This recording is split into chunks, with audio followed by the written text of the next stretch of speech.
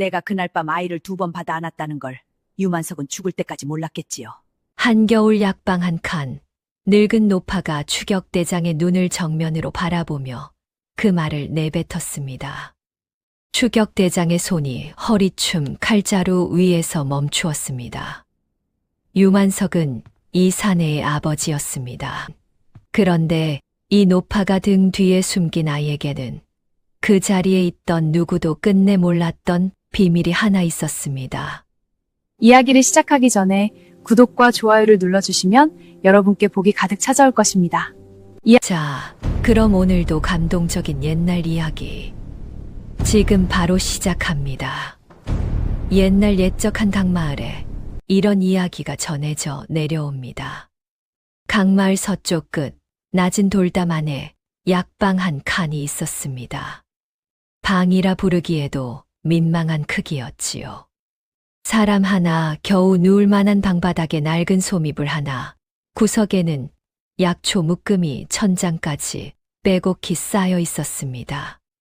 아궁이 앞에는 그름이 묻은 솥 하나, 그리고 그 옆에 늙은 여인 하나가 앉아 있었습니다. 천복내였습니다. 68배 나이였지만 허리는 곧았습니다. 눈꼬리에 깊은 주름이 새겨져 있었고 손마디는 굵었지요. 오른쪽 손바닥에는 오래된 흉터가 하나 있었습니다. 칼에 베인 자국이었는데 어떻게 생긴 것인지는 복내의 자신만이 알고 있었습니다. 빛바랜 쪽빛 저고리에 무명 치마를 걸친 차림이었고 허리에는 낡은 약주머니 하나가 달려 있었습니다. 겨울이 깊어지면 처마 끝에 고드름이 달렸습니다. 복내는 그것을 긴 나무 막대로 쳐서 떨어뜨리고 솥에 넣어 녹여 물로 썼습니다. 장작이 떨어지면 뒷산에 올라 직접 해왔지요. 마을 사람들은 저 할머니가 어떻게 겨울을 나는지 신기하게 여겼지만 도와주러 가는 사람은 많지 않았습니다. 복내가 도움을 받으려 하지 않았으니까요. 복내는 이 마을에서 그저 약초 캐는 늙은이로 통했습니다. 20해 동안 그렇게 살아왔으니까요. 아픈 사람이 오면 약을 지어주었고 값을 받을 때도 있었고 못 받을 때도 있었습니다. 마을 사람들은 복내가 어디서 왔는지 몰랐습니다. 묻지도 않았지요. 외진 강마을에 흘러드는 사람은 대개 사연이 있는 법이고 사연 있는 사람을 굳이 건드릴 이유가 없다는 것을 마을 사람들은 경험으로 알고 있었습니다. 그날 아침도 복내는 아궁이 앞에 앉아 약초를 손질하고 있었습니다. 새벽부터 뒷산에 올라 캐온 것들이었지요. 손이 빠르고 정확했습니다. 수십 년을 다루어온 손이었으니까요. 복내는 약초를 고르면서도 눈은 먼 곳을 보고 있었습니다. 그때 나루터 쪽에서 발소리가 들려왔습니다. 막쇠였습니다. 45의 나루터 사공으로 어깨가 넓고 키가 큰 사내였지요. 항상 웃는 눈이 특징이었습니다. 복내가 이 마을에 처음 왔을 때부터 10년을 함께 지낸 사람이었습니다. 복내가 약초를 팔 때 배로 날라주었고 마을 소식을 전해주었습니다. 별말이 없는 사내였지만 필요한 것은 다 해주었지요.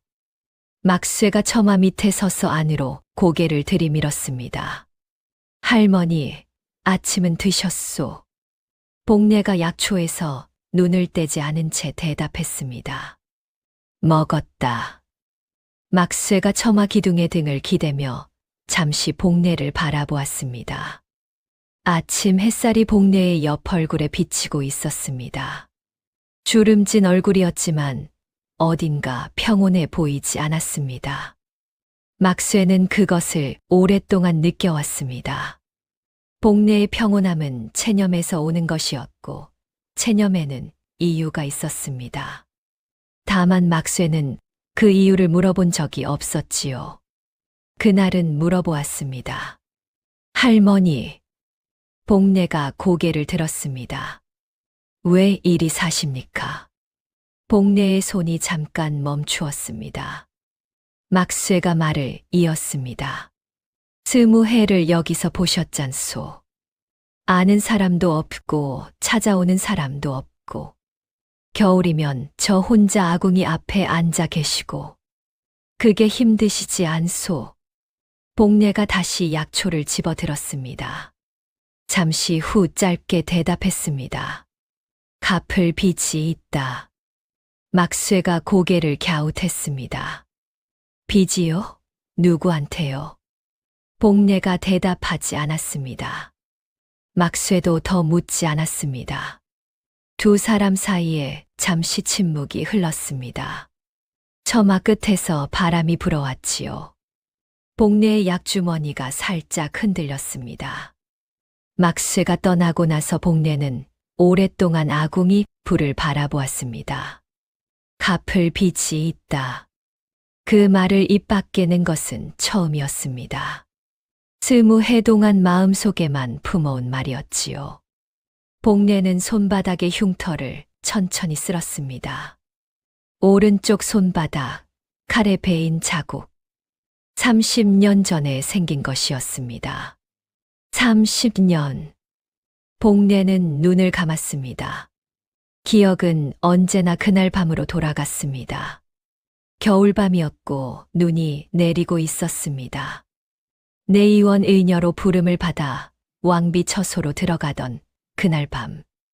복례는 그날 밤 일을 한 번도 잊어본 적이 없었지요. 내의원의 첫 발을 들인 것은 16살 때였습니다. 약초를 다루는 솜씨가 남달랐고 손이 정확했습니다. 선배 의녀들이 하나씩 가르쳐 주었고 복례는 하나를 배우면 둘을 알았습니다. 20이 넘어서부터는 왕비 처소에 드나들 수 있는 의녀가 되었지요. 그것이 내의원에서 가장 높은 신분이었습니다. 복례는 묵묵히 일했습니다. 욕심이 없었습니다. 그저 아픈 사람을 고치는 것이 자신의 일이라고 생각했지요. 그러나 그날 밤, 30년 전 그 겨울밤은 달랐습니다. 왕비는 진통이 길었습니다. 복례는 뜨거운 물을 대령하고 포를 준비하고 왕비의 손을 잡았습니다. 새벽이 되어서야 아이가 나왔습니다. 복례가 받아 안았지요. 사내 아이였습니다. 복례가 아이를 닦아 포에 싸려는 순간 왕비가 다시 신음을 냈습니다. 복례가 고개를 들었습니다. 또 한 명이 있었습니다. 둘이었습니다. 복례는 첫째를 옆에 내려놓고 둘째를 받아 안았습니다. 둘째도 사내 아이였지요. 첫째보다 작고 조용했습니다. 울지 않았습니다. 복례가 아이의 등을 살짝 두드리자 그제야 작은 소리를 냈습니다. 그때였습니다. 의녀. 굵은 목소리가 방 안에 울렸습니다. 복례가 돌아보았습니다. 내관 유만석이 서 있었습니다. 평소에도 눈빛이 차가운 사람이었는데 그날 밤은 더했습니다. 시선이 복례의 품에 안긴 둘째 아이를 향하고 있었지요. 그 아이는 내가 처리하겠소. 처리. 복례는 그 말을 듣는 순간 손에 힘이 들어갔습니다. 처리라 하심은 쌍둥이가 태어나면 나라의 흉조라 했소. 위에서 이미 결정이 났소. 둘째는 없애야 하오. 왕비는 이미 기진해 있었습니다. 아무것도 들리지 않는 상태였지요. 복례는 품속 아이를 내려다보았습니다. 아이가 복례의 저고리를 작은 손으로 쥐고 있었습니다. 힘이 없는 손이었지만 놓지 않았습니다. 복례는 그 손을 보았습니다. 그리고 결정했습니다. 복례는 아이를 내주지 않았습니다. 제가 처리하겠습니다. 유만석이 눈을 가늘게 떴습니다. 복례가 자리에서 일어났습니다. 포에 싼 아이를 품에 꼭 안고 방을 나섰습니다. 유만석이 따라왔지요. 복례는 걸음을 멈추지 않았습니다. 복도를 돌아 뒷곁으로 향하는 척하다가 방향을 틀었습니다. 그리고 믿을 수 있는 젊은 내관 하나를 찾아가 아이를 맡겼습니다. 모두 숨 쉬는 것보다 빠른 사이에 벌어진 일이었지요. 유만석이 복례를 붙잡은 것은 그 직후였습니다. 복례의 오른손을 비틀었고 손이 칼날에 스쳤습니다. 뜨거웠습니다. 그리고 다음날 복례는 궁에서 쫓겨났습니다. 방을 나서는 날 유만석이 복례에게 말했습니다. 그 아이는 찾아낼 것이오. 그리고 의녀, 당신도 무사하지 못할 것이오. 복례는 그 말을 들으면서 품속에 넣어둔 것을 확인했습니다. 작은 두루마리 하나. 그날 밤 복례가 기록한 것들이었지요. 쌍둥이 출산 기록, 유만석의 지시 내용, 복례의 손으로 받아 안은 두 아이에 대한 모든 것. 복례는 그것을 품에 안고 국문을 나섰습니다. 눈이 내리고 있었습니다. 복례는 뒤를 돌아보지 않았습니다. 30년을 바친 곳이었지만 눈물이 나지 않았습니다. 울 여유가 없었습니다. 아이가 살아있는지 확인해야 했으니까요.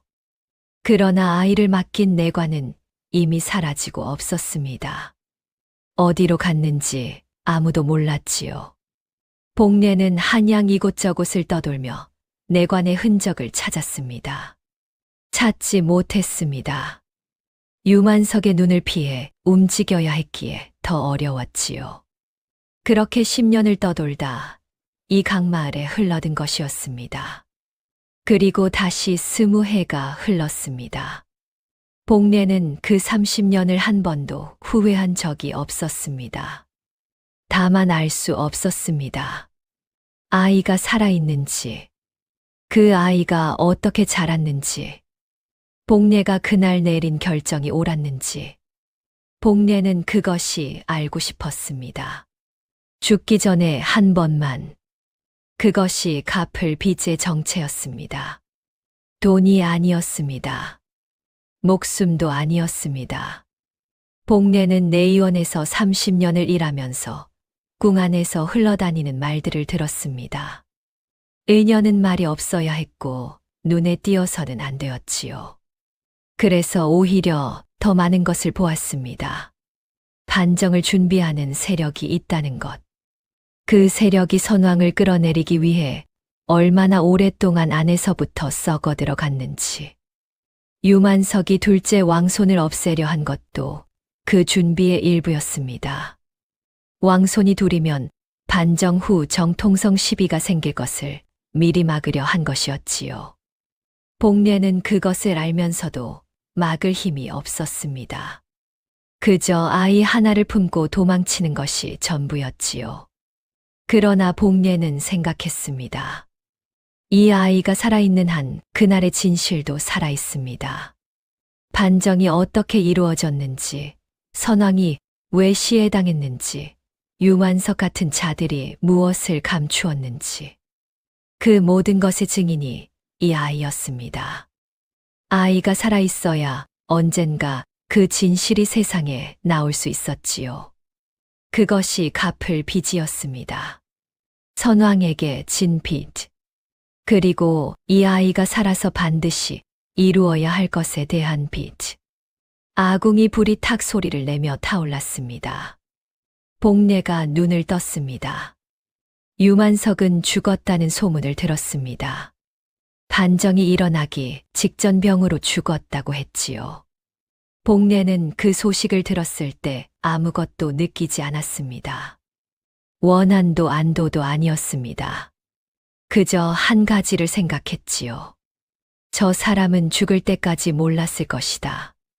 그날 밤 복례가 아이를 2번 받아 안았다는 것을, 둘째가 살아있다는 것을, 그 둘째가 지금 이 세상 어딘가에서 숨 쉬고 있을 수 있다는 것을 유만석은 끝내 몰랐을 것입니다. 그것이 복례에게는 유일한 위안이었습니다. 다만 한 가지를 생각했습니다.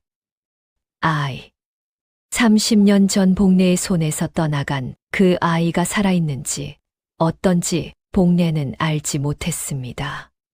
믿었던 내관도 궁에서 사라진 지 오래였으니까요. 복례는 약주머니를 만졌습니다. 안쪽에 두루마리가 있었습니다. 30년을 품고 다닌 것이었지요. 갚을 빚이 있다.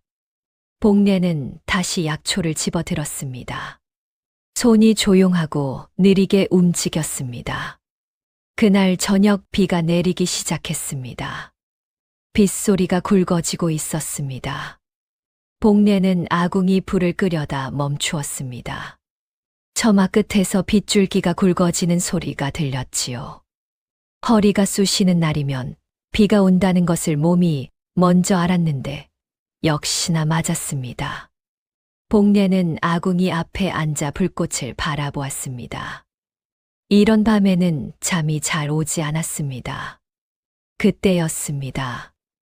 대문을 두드리는 소리가 들렸습니다. 한 번이 아니었지요. 급하고 약한 손이 문을 긁는 듯한 소리였습니다. 복례가 일어났습니다. 이 시각에 찾아오는 사람은 없었습니다. 약을 급하게 구하러 오는 사람도 있었지만 이런 빗소리 속에서 저 소리는 달랐습니다.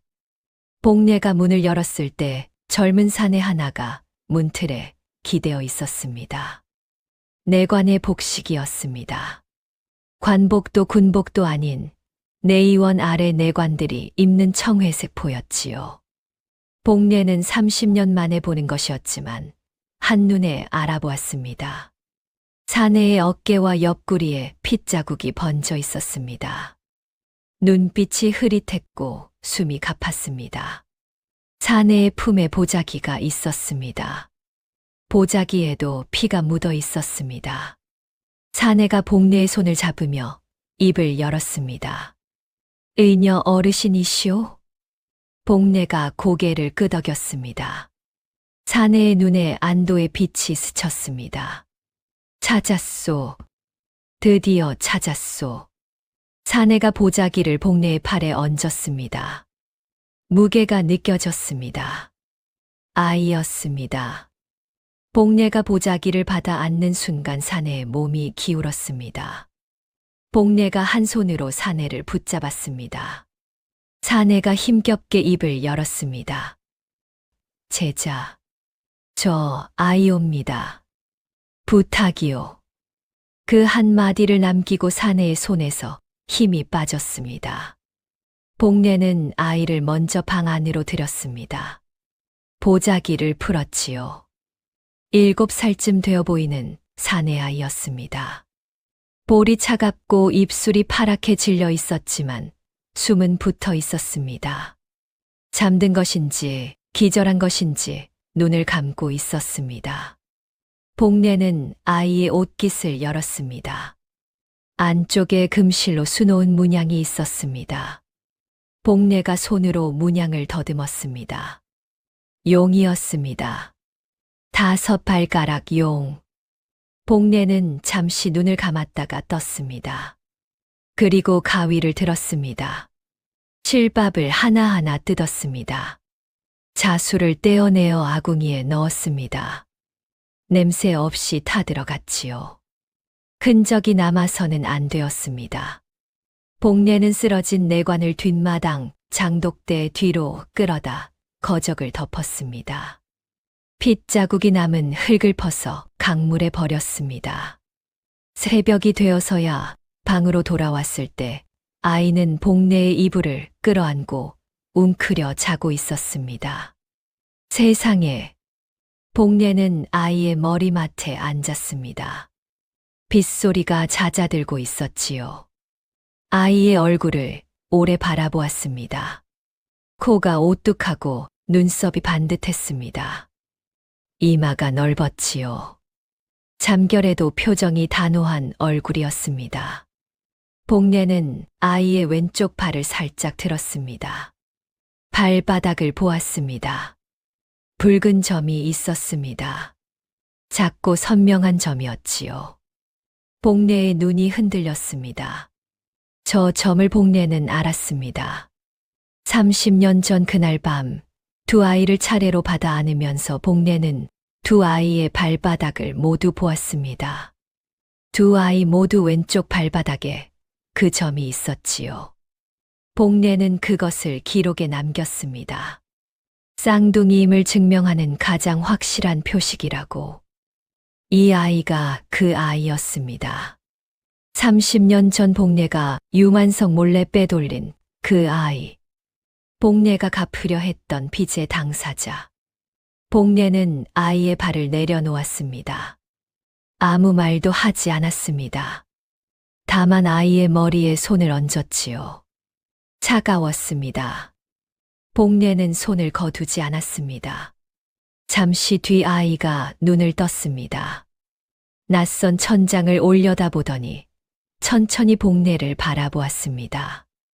그리고 입을 열었습니다. 여기가 어디요? 7살의 입에서 나온 말투가 또렷한 궁중 어투 그대로였습니다. 복례는 가슴이 철렁했습니다. 이 말투가 밖에서 들리면 하루도 못 버팁니다. 복례가 아이의 이마에 손을 얹으며 낮고 다정한 목소리로 말했습니다. 여기는 할매 집이다. 넌 오늘부터 할매 손자다. 아이가 복례를 올려다보며 다시 물었습니다. 할매가 누구요? 복례가 이불을 아이의 턱까지 끌어올리며 답했습니다. 밥 해주는 사람이다. 아이는 고개를 끄덕였습니다. 궁에서도 밥 해주는 사람은 늘 가까이 있었으니 그것만은 이해한 것이었지요. 복례는 그것을 보고 눈을 내리깔았습니다. 저 당연함이 저 아이의 전부였습니다. 언제나 밥을 받아먹는 자리, 언제나 고개를 숙여주는 사람들 속에서 자란 아이. 이제 그것이 모두 사라졌습니다. 다음 날 아침부터 복례는 도성에게 말을 가르치기 시작했습니다. 이름은 복례가 지었습니다. 도성. 길을 찾는다는 뜻이었지요. 복례가 마루에 아이를 앉혀놓고 또박또박 말했습니다. 나를 부를 때는 할매라고 해라. 할미도 아니고 할머니도 아니다. 할매다.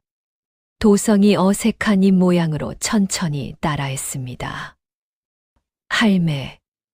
복례가 고개를 끄덕이고 다음을 가르쳤습니다. 밥을 달라고 할 때는 배고파. 이 세 글자면 된다.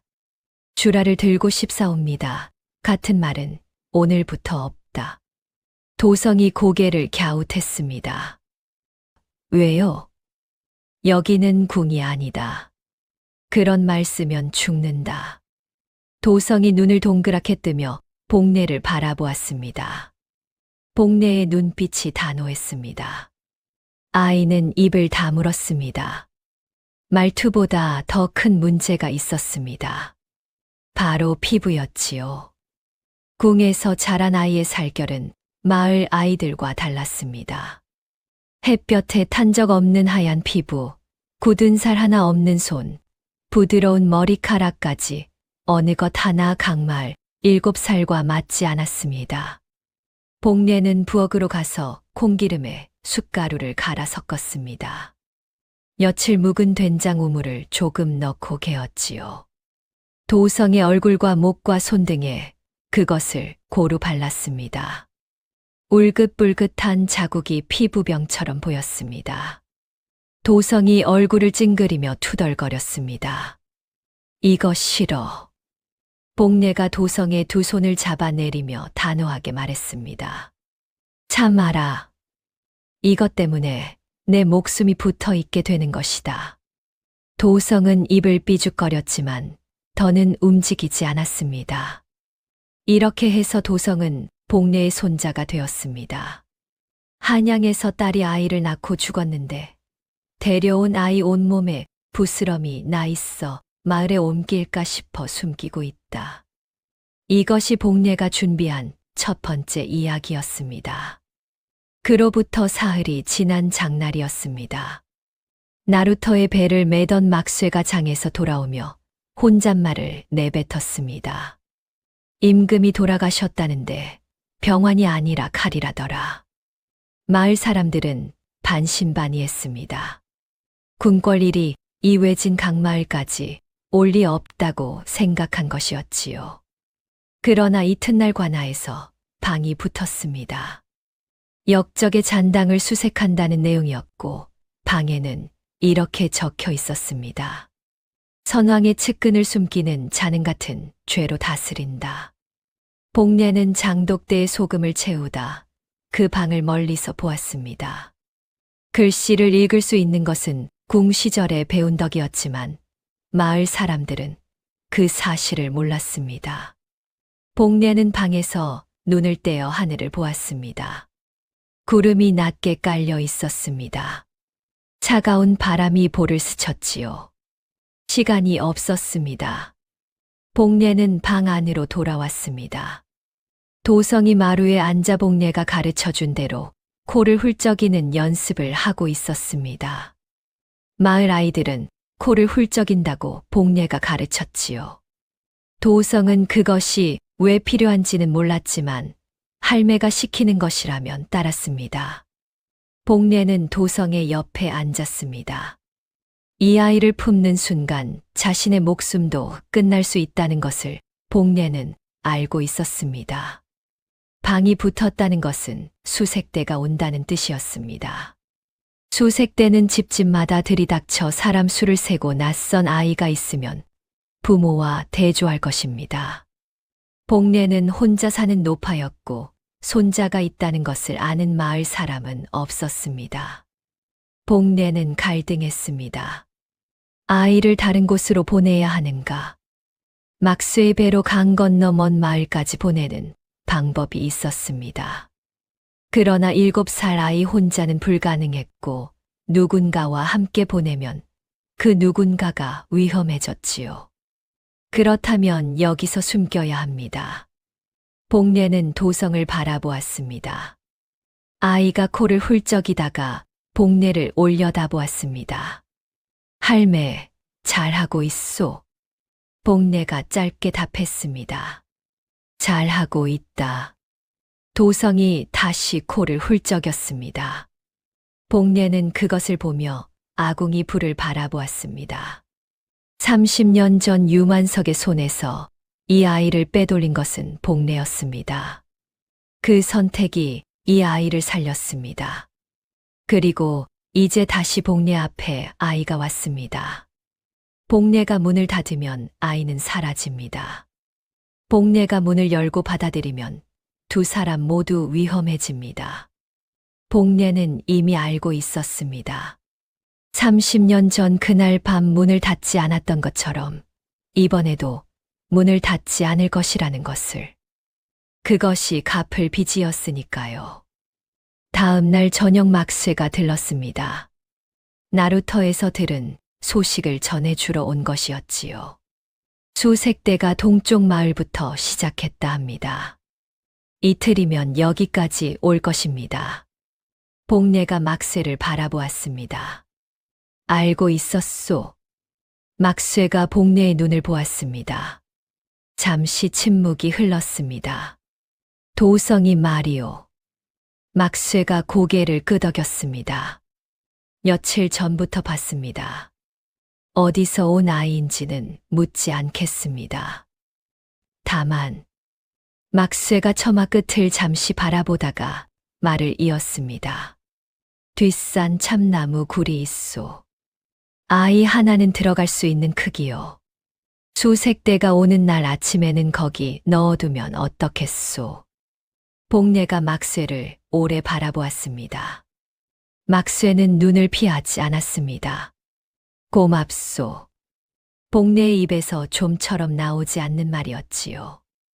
막쇠가 손을 내저었습니다. 제가 할 수 있는 게 그것뿐이라 미안할 따름입니다. 막쇠가 떠나고 나서 복례는 오랫동안 앉아 있었습니다. 도성은 이미 잠들어 있었지요. 복례의 이불을 끌어안고 새근새근 숨을 쉬고 있었습니다. 복례는 일어나 아이의 이불을 여미었습니다. 아이의 왼쪽 발이 이불 밖으로 삐져나와 있었지요. 복례가 그것을 이불 안으로 넣어 주었습니다. 차가웠습니다. 아이의 발바닥에 작고 붉은 점이 있었습니다. 복례는 그 발을 한 손으로 감쌌습니다. 이틀 안에 수색대가 옵니다. 반정군이 마을에 도착한 것은 그로부터 사흘 뒤였습니다. 선두에 선 사내는 검은 관복에 허리가 꼿꼿한 사람이었습니다. 이정환이었지요.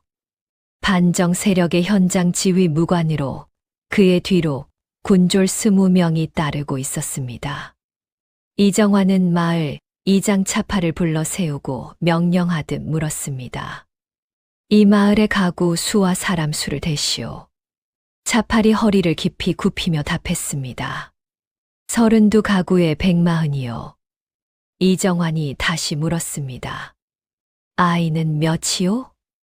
차팔이 손가락을 꼽으며 답했습니다. 17이요. 이정환은 고개를 끄덕이고 수색을 시작했습니다.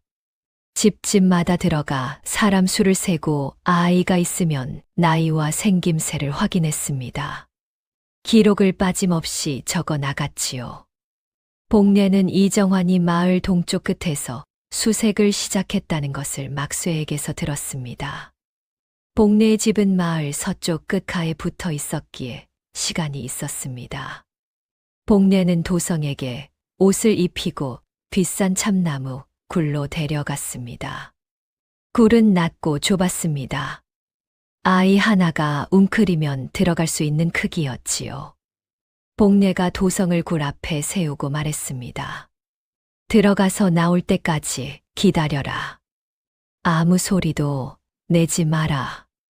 도성이 굴 안을 들여다보았습니다. 어둡고 냄새가 났습니다. 실소. 싫어도 들어가야 한다. 왜요? 복례가 도성의 눈을 마주 보았습니다. 나쁜 사람들이 왔다. 내가 여기 있으면 잡아간다. 도성이 잠시 복례를 바라보았습니다.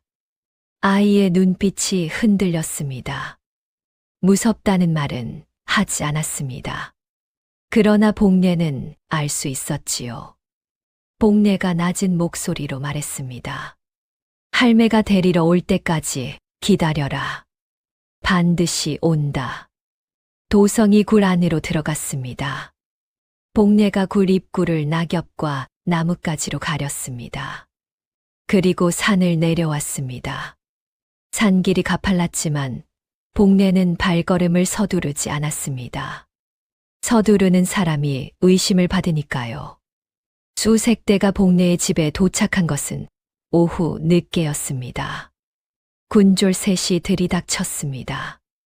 복례는 아궁이 앞에서 죽을 젓고 있었습니다. 군졸이 방 안을 훑어보며 물었습니다. 혼자 사오? 복례가 고개를 들지 않고 답했습니다. 그렇소.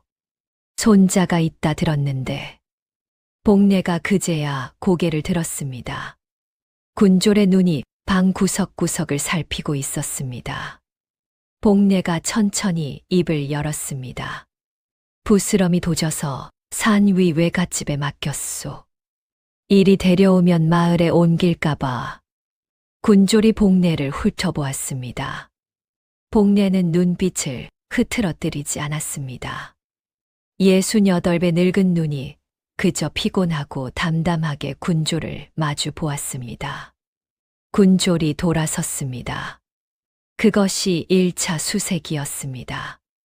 아슬아슬했지만 넘겼습니다. 복례가 뒷산으로 올라가 도성을 데려온 것은 해가 지고 나서였습니다. 도성은 굴 안에서 웅크린 채 잠들어 있었지요. 복례가 아이의 어깨를 흔들자 눈을 떴습니다. 할매 왔다. 도성이 눈을 비비며 굴 밖으로 기어 나왔습니다. 복례가 아이의 옷에 묻은 흙을 털어주었지요. 도성이 복례를 올려다보며 물었습니다. 나쁜 사람들 같소. 복례가 고개를 끄덕였습니다. 갔다. 도성이 복내의 손을 잡았습니다. 작고 차가운 손이었습니다. 복내는 그 손을 꼭 쥐었습니다. 그로부터 며칠이 지나면서 도성은 조금씩 마을 아이처럼 되어갔습니다. 말투가 부드러워졌고 코도 훌쩍일 줄 알게 되었습니다. 복내가 시키는 대로 된장 냄새를 몸에 배이게 하기 위해 된장국을 매일 먹었지요. 피부는 복내가 바른 것들로 인해 검게 그을린 듯 보였습니다. 다만 눈빛만은 숨길 수 없었습니다. 도성의 눈은 또렷했습니다. 무언가를 볼 때 흔들리지 않는 눈이었지요. 마을 아이들의 눈과는 달랐습니다.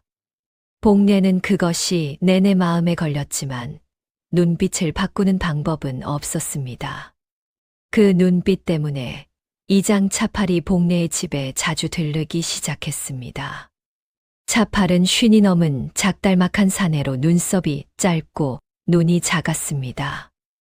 마을 일에 빠지는 법이 없었고 누구에게나 웃는 낯이었지요. 그러나 복내는 차팔이 마을 이장 자리를 지키기 위해 반정 선발대와 내통했다는 것을 알고 있었습니다. 막쇠가 며칠 전에 귀띔해 준 것이었지요. 차팔이 약방 앞을 지나다 발걸음을 멈추었습니다. 마루에 앉아있는 도성을 바라보더니 싱긋 웃으며 물었습니다. 이게 손자요? 부스럼이 나아서 데려왔소. 복내가 약초를 정리하며 짧게 답했습니다. 좀 나아서요. 차팔이 도성에게 다가갔습니다. 몇 살이오, 꼬마. 도성이 복내를 한 번 바라보았다가 차팔을 보며 대답했습니다. 7. 차팔이 도성의 뺨을 살짝 건드렸습니다. 눈이 참 크네. 어디를 닮은 거요? 복내가 그때 차팔과 도성 사이에 끼어들었습니다. 자연스러운 동작이었지만 단호했습니다. 이장님 오늘 오신 건 무슨 일이요? 차팔이 복내를 바라보다가 웃음을 거두었습니다. 그냥 지나다 들른 것이요. 다음 수색이 더 꼼꼼하다고 해서 말해두려고. 이번엔 직접 아이들 얼굴을 확인한다더이다. 복내가 고개를 끄덕였습니다. 알겠소. 차팔이 돌아서면서 마지막으로 한 번 더 도성을 보았습니다. 그리고 떠났습니다. 복내는 차팔의 뒷모습을 바라보았습니다. 그의 발걸음이 마을 쪽이 아닌 관아 방향으로 향하고 있었지요. 복내는 눈을 가늘게 떴습니다. 다음 수색은 더 촘촘할 것입니다. 그리고 이번에는 1차 때처럼 넘기기 어려울 것이었습니다. 복내는 도성을 돌아보았습니다. 도성아. 왜요, 할매?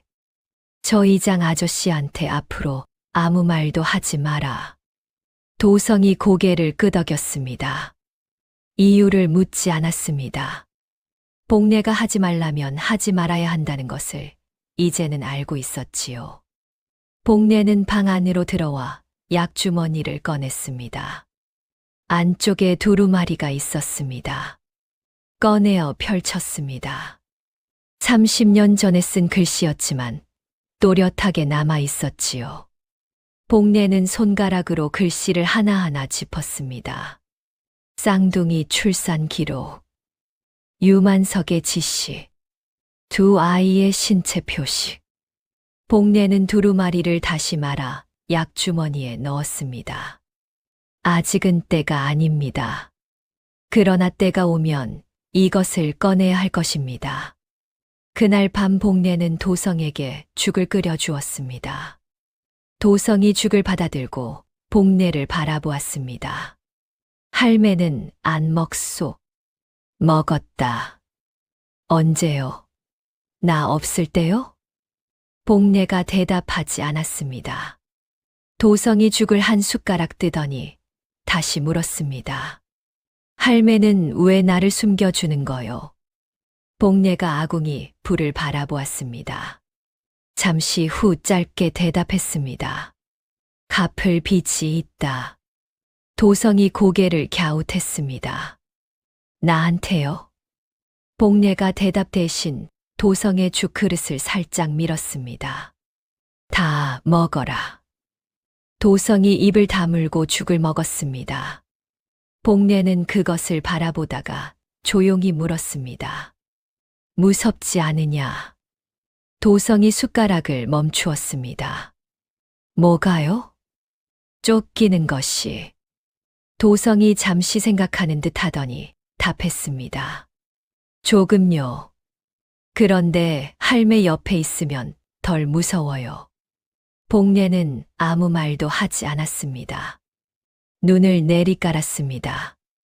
눈시울이 붉어진 것을 도성이 보았는지 몰랐지요. 복례가 저 아이를 처음 받아 아는 것은 30년 전이었습니다. 그 아이가 이 아이의 아버지입니다. 그리고 이제 아버지는 없고 아들만 남았습니다. 복례의 손에 두 번째로 아이가 왔습니다. 이번에는 놓지 않을 것입니다. 다음 날 아침 막쇠가 또 들렀습니다. 이번에는 소식이 좋지 않았습니다. 이정환이 돌아갔다 합니다. 복례가 고개를 들었습니다. 그런데 더 높은 사람이 온다 합니다. 복례가 막쇠를 바라보았습니다. 누구요? 막쇠가 목소리를 낮추었습니다. 유한이라 합니다. 반정 세력에서 수색을 총괄하는 사람이라 하더이다. 이정환보다 훨씬 날카롭다고. 복례의 손이 잠시 멈추었습니다. 유한. 유만석의 아들이었습니다. 복례는 그 이름을 알고 있었습니다. 유만석이 궁에서 일하던 시절, 복례는 그 아들이 태어났다는 소식을 들은 적이 있었지요. 지금쯤 30 중반은 되었을 것입니다. 복례는 막쇠를 바라보았습니다. 언제 옵니까? 이틀 뒤라 합니다. 복례가 고개를 끄덕였습니다. 막쇠가 걱정스러운 눈으로 복례를 바라보았지만 더는 말하지 않았습니다. 복례의 표정이 이미 결심한 사람의 그것이었으니까요. 막쇠가 돌아가고 나서 복례는 도성을 불렀습니다. 도성아. 도성이 마루에서 뛰어와 복례 앞에 섰습니다. 나쁜 사람이 또 온다. 도성이 고개를 끄덕였습니다. 이번엔 더 나쁜 사람이다. 도성이 잠시 복례를 바라보았습니다. 할매가 또 숨겨줄 거요? 복례가 도성의 눈을 마주 보았습니다. 그리고 고개를 끄덕였습니다. 그렇다. 도성이 복례의 손을 잡았습니다. 작고 차가운 손이 복례의 굵은 손 위에 얹혔습니다. 알겠소, 할매. 복례는 그 손을 꼭 쥐었습니다. 그리고 이틀 뒤를 생각했습니다. 유만석의 아들이 온다. 복례가 30년을 품어온 비밀과 30년 전 유만석이 제거하려 했던 아이가 한 공간에 놓이게 됩니다. 복례는 눈을 감았습니다. 이틀 안에 준비해야 할 것들이 있었습니다. 복례는 그날 밤 잠을 자지 않았습니다. 도성이 잠든 뒤 아궁이 앞에 앉아 오랫동안 생각했습니다. 유만석의 아들이 온다면 복례를 알아볼 수도 있었습니다. 유만석이 살아있을 때 복례의 이름을 아들에게 말했을 수도 있었고, 내의원 기록을 뒤지면 천복례라는 이름이 나올 수도 있었습니다. 그러나 복례의 얼굴을 본 사람은 30년 전에도 많지 않았습니다. 수라간의 나인도 내의원의 의녀도 궁궐 안에서만 살다 사라지는 사람들이었으니까요. 복례는 한 가지를 더 생각했습니다. 도성의 말투가 아직 완전하지 않았습니다. 이따금 궁중 어투가 튀어나왔지요. 흥분하거나 놀랐을 때 특히 그랬습니다. 복례는 그것이 내내 마음에 걸렸습니다. 다음 날 아침 복례는 도성을 마루에 앉히고 훈련을 시켰습니다. 내가 갑자기 큰 소리를 지르면 어떻게 하겠냐? 도성이 고개를 갸웃했습니다. 놀라지요. 복례가 고개를 끄덕였습니다. 놀랐을 때 나오는 말이 있다. 어이쿠, 아이고, 깜짝이야. 이 세 가지다. 그것만 기억해라. 도성이 따라했습니다. 어이쿠, 아이고, 깜짝이야. 복례가 고개를 끄덕였습니다. 이제 연습해보자. 복례가 갑자기 손뼉을 크게 쳤습니다. 도성이 펄쩍 뛰었습니다.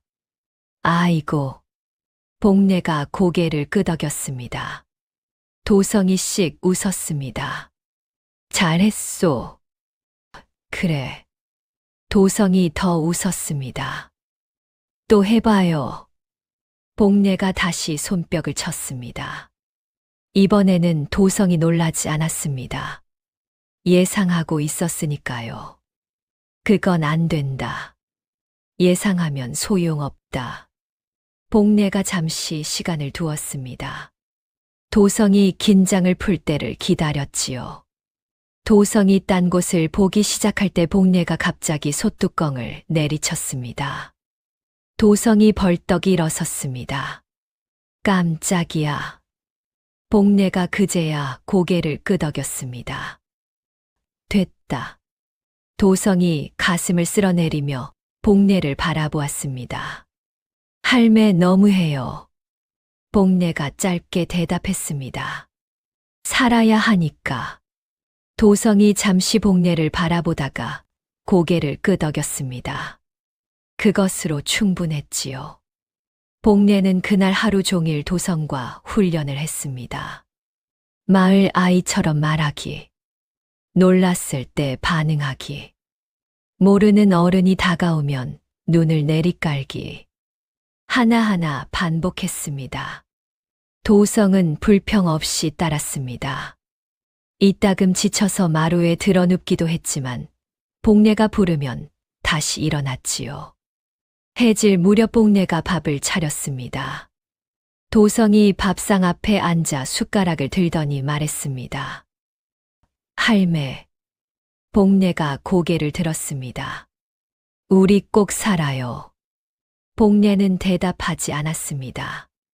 밥을 떠서 도성의 그릇에 얹어 주었습니다. 도성이 그것을 받아들고 밥을 먹었습니다. 꼭 살아야 합니다. 복례는 그렇게 생각했습니다. 이 아이가 살아야 합니다. 그것이 복례가 30년을 버텨온 이유이고 앞으로도 버텨야 하는 이유였지요. 이틀 뒤 유한이 옵니다. 그 전에 복례와 도성이 함께 지낸 며칠이 있었습니다. 처음에는 어색했습니다. 도성은 말수가 없었고 복례도 말수가 없었으니까요. 두 사람이 한 방에서 밥을 먹고 잠을 자면서도 긴 말을 나눈 적이 없었지요. 그런데 사흘째 되는 날 도성이 복례를 따라 뒷산에 올라가겠다고 했습니다. 따라오면 힘들다. 괜찮소. 넘어지면 내가 안 들어준다. 안 넘어지면 돼요. 복례는 잠시 도성을 내려다보았습니다. 고집스러운 눈이었지요. 복례가 먼저 산을 오르기 시작했습니다. 도성이 뒤를 따랐습니다. 가파른 비탈에서 도성이 2번 미끄러졌습니다. 복례는 돌아보지 않았습니다. 도성도 복례를 부르지 않았습니다. 혼자 일어나서 계속 올랐지요. 복례는 그것을 눈끝으로 보았습니다. 산 중턱에 이르러 복례가 걸음을 멈추었습니다. 약초 군락이 있는 자리였습니다. 쪼그리고 앉아 약초를 골라내기 시작하자 도성이 옆에 쪼그리고 앉았습니다. 이게 뭐요? 삽주뿌리다. 열 내리는 데 쓴다. 이건요. 천궁. 머리 아플 때. 도성이 하나하나 집어들며 물었습니다. 복례가 하나하나 답했습니다. 처음 하는 긴 대화였지요. 해가 기울 때까지 두 사람은 약초를 골랐습니다. 내려올 때 도성은 제 몫의 약초를 제 손으로 들었습니다. 복례의 것까지 들겠다고 했지만 복례가 거절했습니다. 내 것만 들어라. 왜요? 제 짐은 제가 진다. 그것이 이 산에서 사는 법이다. 도성이 잠시 복례를 바라보다가 고개를 끄덕였습니다. 집으로 돌아오는 길에 도성이 복례의 손을 잡았습니다. 복례는 잡히는 대로 두었습니다. 그날 저녁 복례가 약초를 손질하는 것을 도성이 옆에서 거들었습니다. 시키지 않았는데 했습니다. 복례는 아무 말도 하지 않았습니다. 다만 도성의 손이 틀린 방향으로 가면 손을 잡아 바른 방향으로 돌려주었습니다. 그것이 두 사람이 나눈 방식이었습니다. 말이 아니라 손으로. 유한이 도착하기 하루 전 복례는 도성에게 마지막 교육을 시켰습니다. 약방 마루에 두 사람이 마주 앉았습니다. 복례가 먼저 말했습니다. 나쁜 사람이 오면 너는 아무 말도 하지 마라. 내가 말하는 것을 들어라. 도성이 고개를 끄덕였습니다. 뭔가 이상한 것을 보거나 무서운 것이 있어도 할매를 보지 마라. 땅을 봐라. 왜요? 눈빛이 너를 팔아넘긴다. 도성이 자신의 눈을 손으로 가리려다 멈추었습니다. 복례가 말을 이었습니다. 그리고 한 가지만 기억해라. 복례가 도성의 두 손을 잡았습니다. 할매는 언제나 내 편이다. 무슨 일이 있어도. 도성이 복례를 올려다보았습니다. 그 눈이 흔들렸습니다. 궁에서는 아무도 저 말을 해주지 않았습니다. 편을 든다는 것이 무엇인지 아이는 처음 배웠습니다. 도성이 복례의 손을 꼭 쥐었습니다. 알겠소, 할매. 복례는 손을 놓았습니다. 그리고 마지막으로 한 가지를 더 시켰습니다. 오늘 저녁은 마루에서 밥을 먹어라. 이웃들이 볼 수 있게. 도성이 고개를 갸웃했습니다. 왜요? 자연스러워야 한다. 숨는 아이는 눈에 띄지 않게 숨는 법이야. 도성이 알겠다고 고개를 끄덕였습니다. 그날 저녁 두 사람은 마루에 나란히 앉아 밥을 먹었습니다. 지나가던 마을 아이 셋이 도성을 힐끔거렸습니다. 도성은 그 아이들을 향해 코를 훌쩍였습니다. 복례가 가르쳐준 대로였지요. 아이들이 킥킥거리며 지나쳤습니다. 복례는 그것을 보며 밥숟가락을 들었습니다. 코끝이 시큰해지는 것을 몰랐습니다. 다음 날 아침 유한이 왔습니다. 이정환과는 달랐습니다. 이정환이 소리로 위압했다면 유한은 침묵으로 눌렀습니다. 검은 관복에 허리에는 단검 하나, 이마에 칼자국 흉터가 있는 사내였지요. 각진 턱과 얇은 입술이 차가운 인상을 주었습니다. 군졸들이 유한의 뒤를 따랐지만 유한은 그들에게 명령을 내리는 법이 없었습니다. 눈짓 하나로 움직이게 했지요. 유한은 마을 서쪽부터 시작했습니다. 복례의 집이었습니다. 복례는 아궁이 앞에서 국을 끓이고 있었습니다. 도성은 마루에 앉아 새끼를 꼬고 있었지요. 막쇠가 전날 가르쳐 준 것이었습니다. 마을 아이들이 심심하면 하는 일이라고요. 유한이 문 앞에 서서 안을 들여다보았습니다. 군졸 하나가 앞서 들어오려 했지만 유한이 손을 들어 막았습니다. 그리고 혼자 들어왔습니다. 복례가 고개를 들지 않고 물었습니다. 무슨 일이요? 유한이 방 안을 훑었습니다. 약초 묶음, 낡은 솥, 이불, 구석의 약주머니, 마루의 아이. 혼자 삽니까? 아니요. 손자가 있소. 유한의 시선이 도성에게 향했습니다. 도성은 새끼를 꼬면서 땅을 보고 있었습니다. 복례가 가르쳐 준 대로였지요. 아이 나이가 7이요. 유한이 도성 쪽으로 한 걸음 다가갔습니다. 복례는 국 젓는 손을 멈추지 않았습니다. 아이야. 도성이 천천히 고개를 들었습니다. 유한이 도성의 얼굴을 보았습니다. 복례는 등 뒤에서 유한의 표정을 볼 수 없었지만 잠시 침묵이 흐르는 것을 느꼈습니다. 유한이 낮은 목소리로 물었습니다. 이름이 뭐냐? 도성이 유한을 바라보았습니다. 또렷한 눈이었습니다.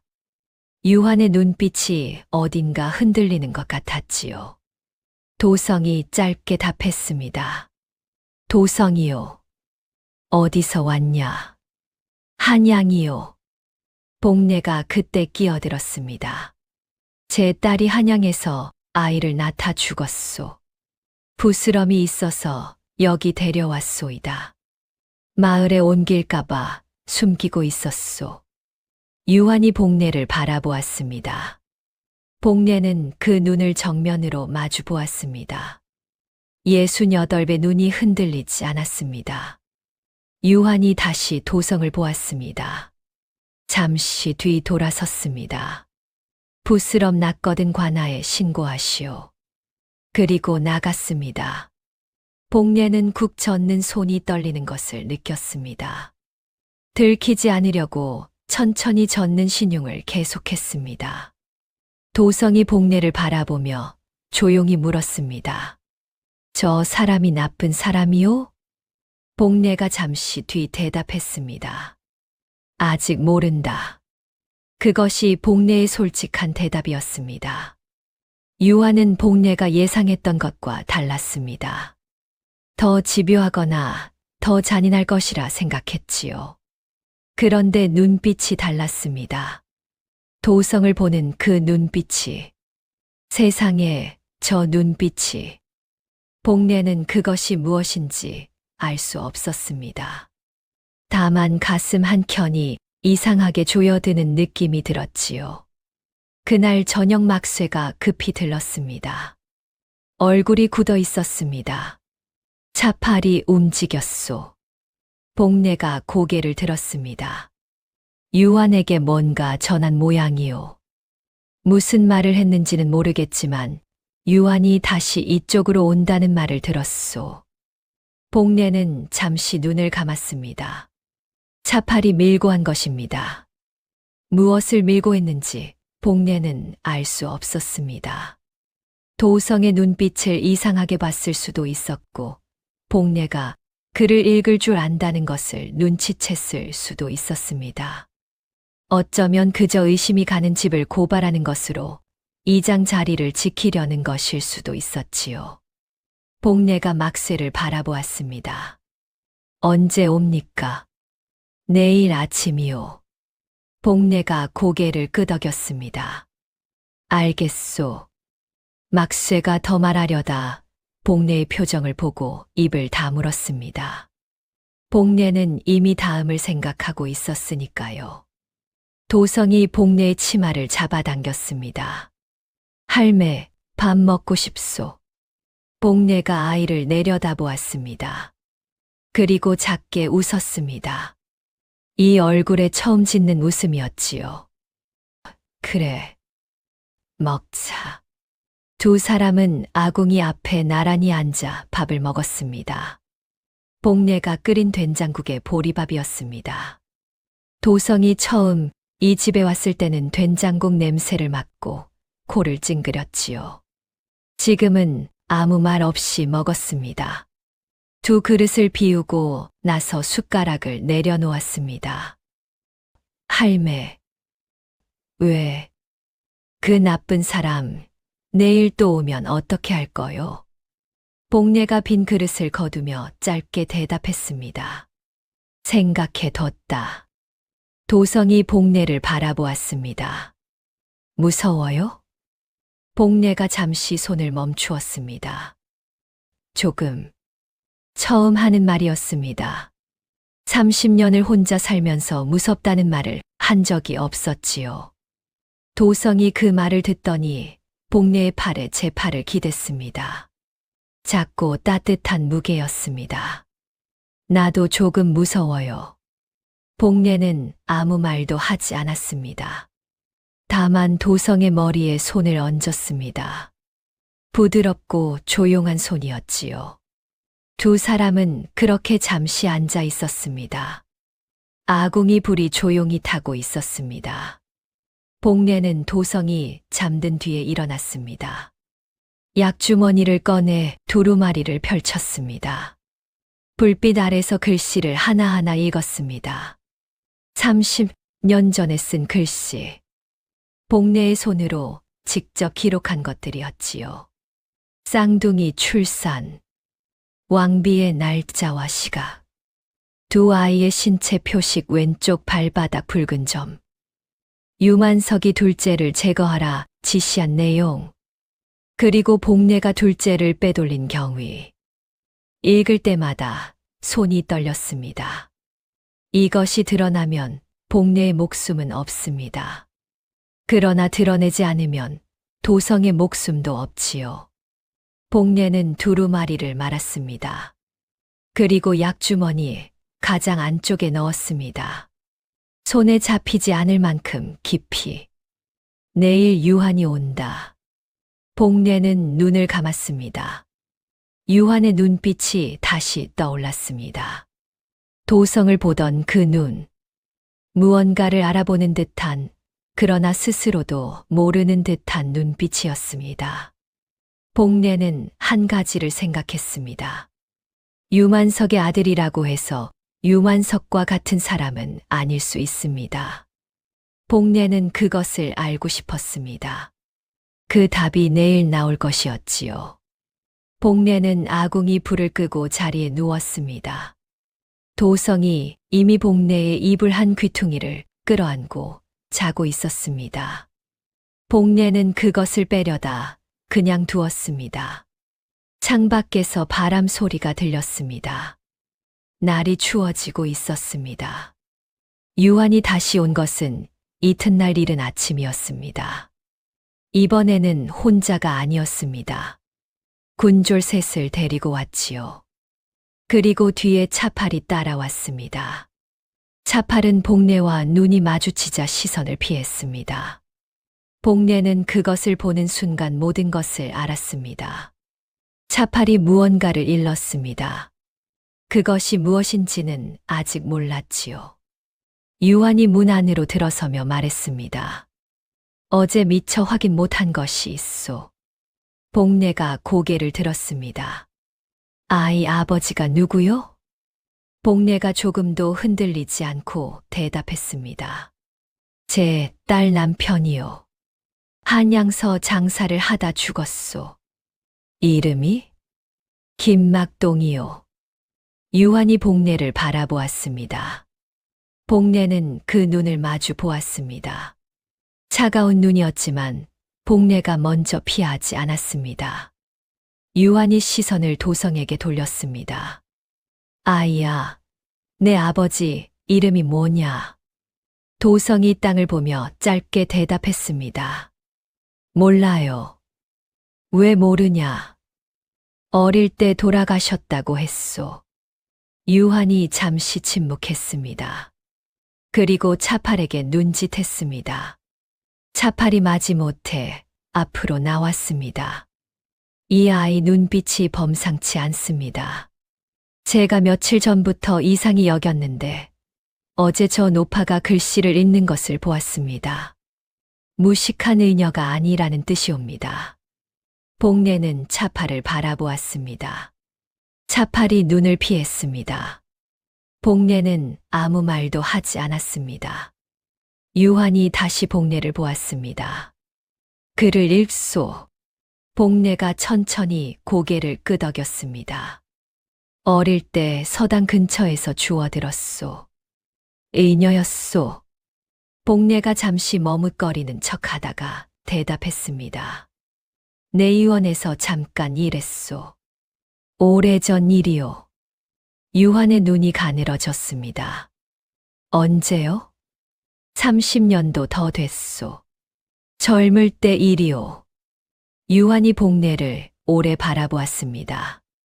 복례는 그 눈을 받아냈습니다. 심장이 쿵쿵거렸지만 얼굴은 담담했지요. 68배 얼굴에 새겨진 주름이 오히려 도움이 되었습니다. 무언가를 숨기기에는 너무 지쳐 보이는 얼굴이었으니까요. 그때 도성이 기침을 했습니다. 콜록콜록. 2번, 3번. 복례가 즉시 도성의 등을 두드렸습니다. 부스럼이 아직 낫지 않아서요.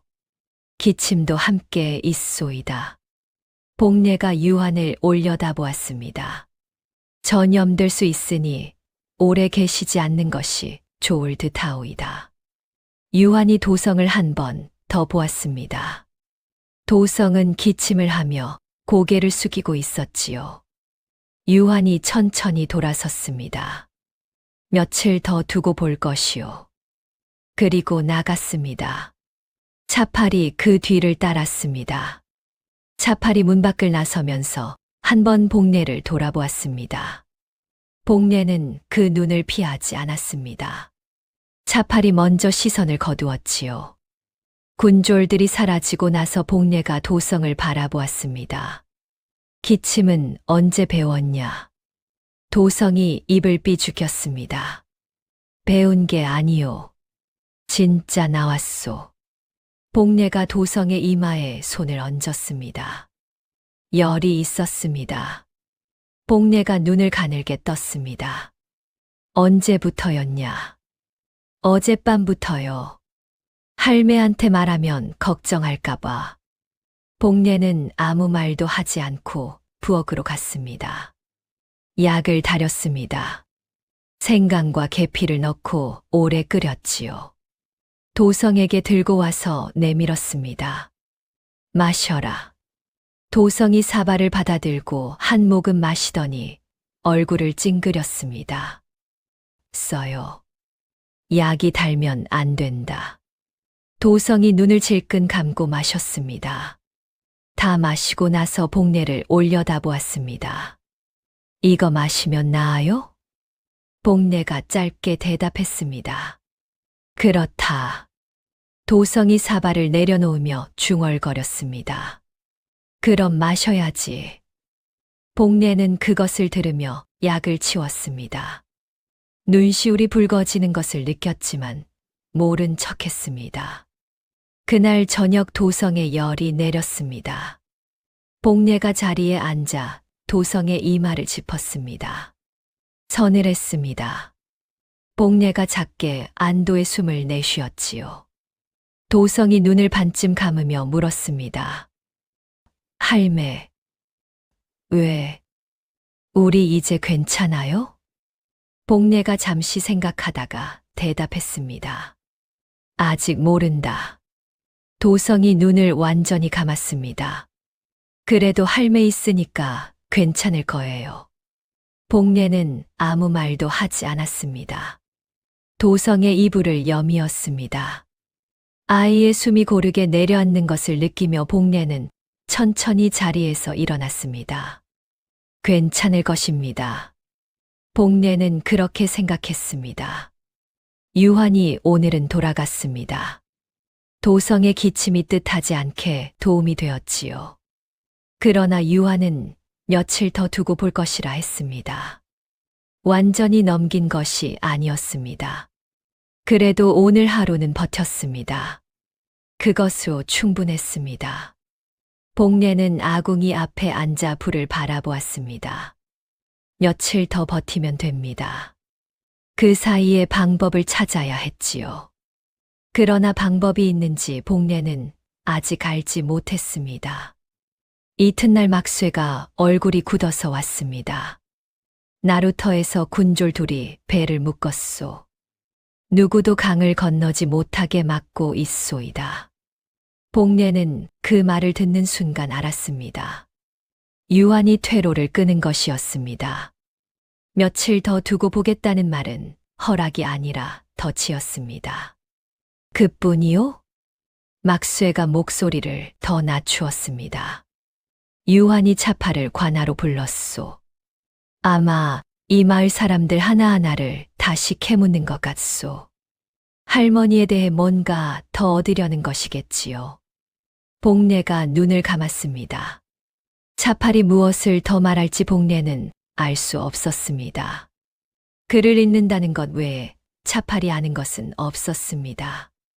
그러나 유한이 파고들기 시작하면 결국 내의원 의녀였다는 것이 드러날 것이었지요. 30년 전 복례가 궁에서 쫓겨난 기록이 어딘가에 남아있다면 유한은 그것을 찾아낼 것입니다. 막쇠가 낮은 목소리로 물었습니다. 어떻게 하실 거요, 할머니? 복례가 눈을 떴습니다. 도성이를 뒷산에 숨겨두시오. 오늘 밤 당장. 막쇠가 고개를 끄덕였습니다. 그리고 막쇠 씨. 복례가 막쇠를 바라보았습니다. 이제부터는 이 집 근처에 오지 마시오. 위험하오. 막쇠가 잠시 복례를 바라보다가 고개를 저었습니다. 그건 못하겠소. 복례가 눈을 가늘게 떴습니다. 명령이요. 막쇠가 씩 웃었습니다. 할머니가 나한테 명령할 수 있소. 나는 할머니, 사람이 아닌데. 복례가 입을 다물었습니다. 막쇠가 말을 이었습니다. 할머니가 이 마을에 처음 왔을 때 나한테 뭐라 하셨는지 기억하오? 아무것도 없는 사람이라 했소. 가진 것도 아는 것도 아무것도 없다고.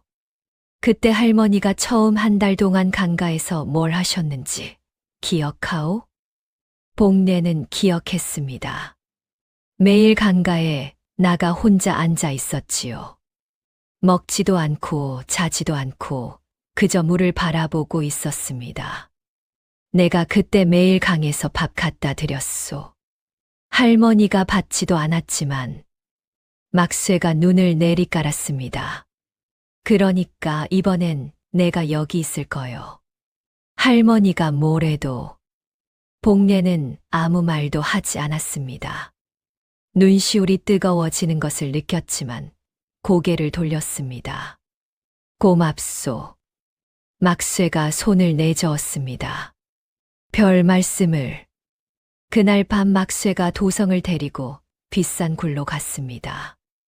복례는 약방 혼자 남았습니다. 아이가 없는 방은 넓게 느껴졌지요. 복례는 아이의 이불을 개어 한쪽에 놓았습니다.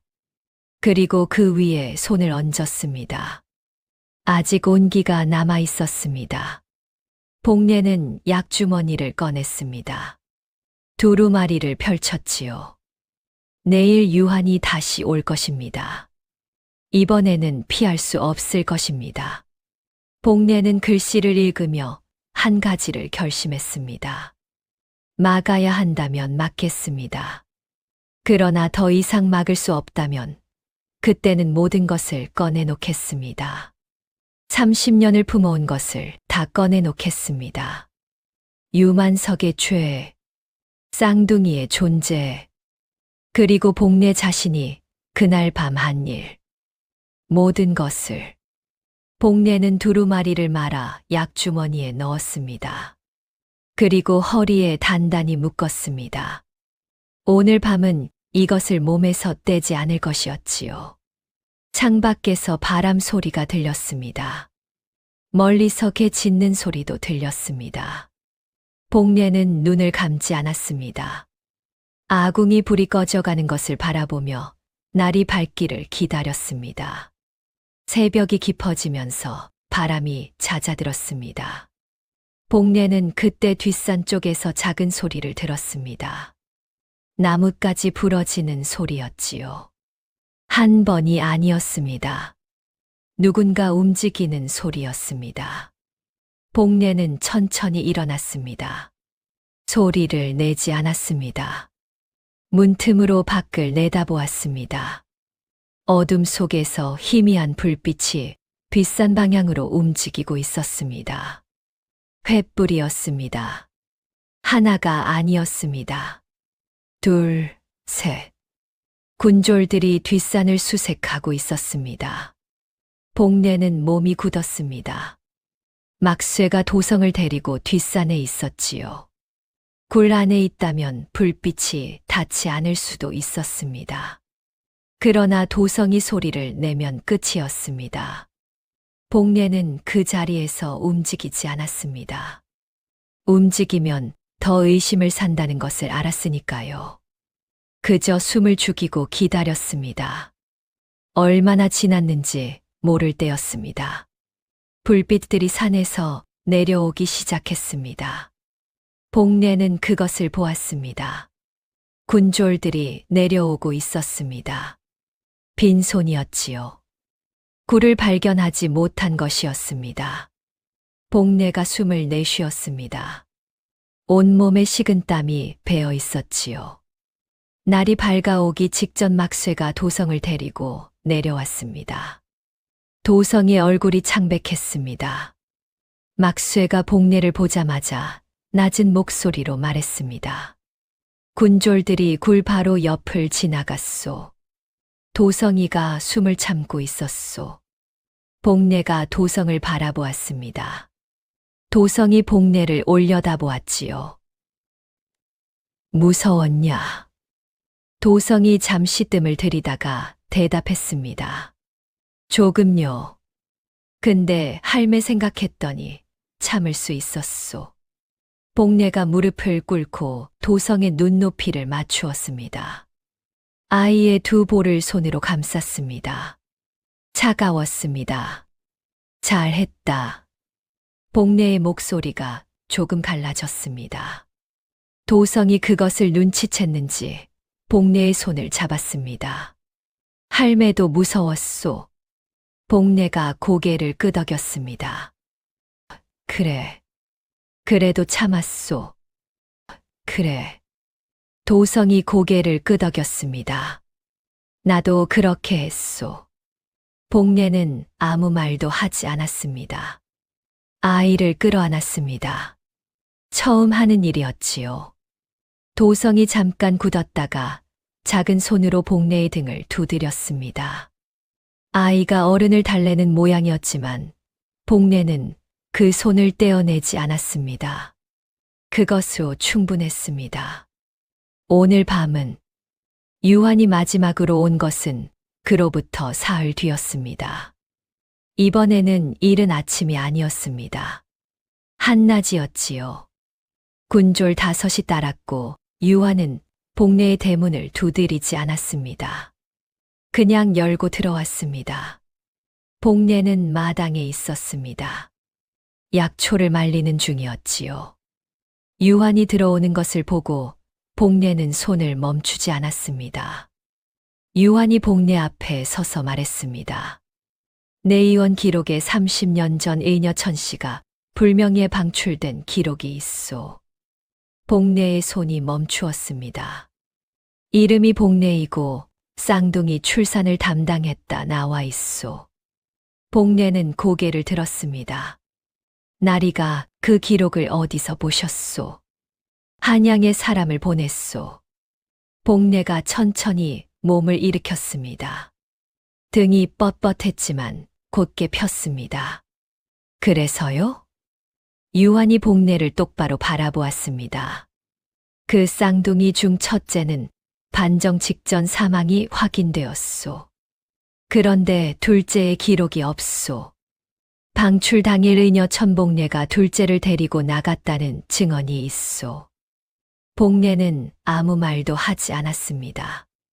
유한이 한 걸음 다가왔습니다. 그 아이가 어디 있소? 그때였습니다. 나루터 쪽에서 고함 소리가 들렸습니다.